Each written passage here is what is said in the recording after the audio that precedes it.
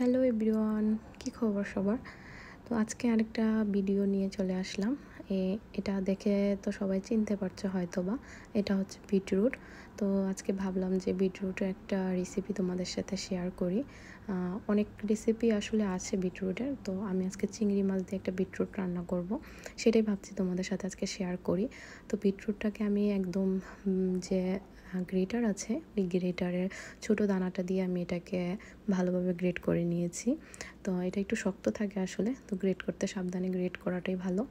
তো তারপর আমি এটাকে সুন্দর করে কেটে এখানে একটা ফ্রাই প্যানে গরম তেল নিয়েছি, আর একটা শুকনো মরিচ আর একটু তেজপাতা দিয়েছিলাম।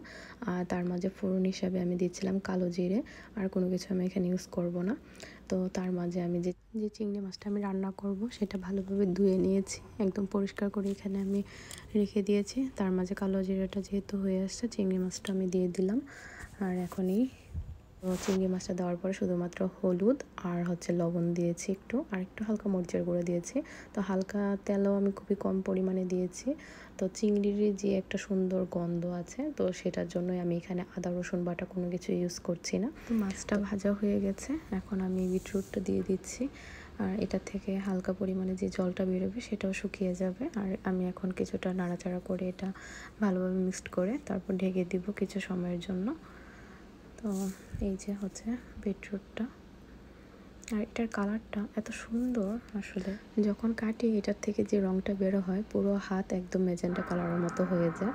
যেমন সুন্দর এটা, তার তেমন গুণও আছে অনেক বেশি, আর খাওয়াতেও এটা অনেক বেশি মজা। তো অবশ্যই তোমরা এরকম একটা রেসিপি বাসায় ট্রাই করতে পারো, বা এই ধরনের অনেক রেসিপি আছে বিটরুটের যেটা ট্রাই করতে পারো। আর গুণের কথা তো বলে শেষই করা যায় না, এটার গুণও কিন্তু অনেক বেশি চমৎকার। তো আশা করি আজকের ভিডিওটা তোমাদের কাছে ভালো লেগেছে। আর তার মাঝে আমার রান্নাও শেষ হয়ে গেছে, কিছুক্ষণের জন্য ঢাকা দিয়ে দিয়েছিলাম, আর এর মাঝে আমার বিটরুটটা সিদ্ধ হয়ে গেছিলো। আর তার মাঝে এই যে চিংড়ি মাছ দিয়ে বিটরুটের রান্নাটা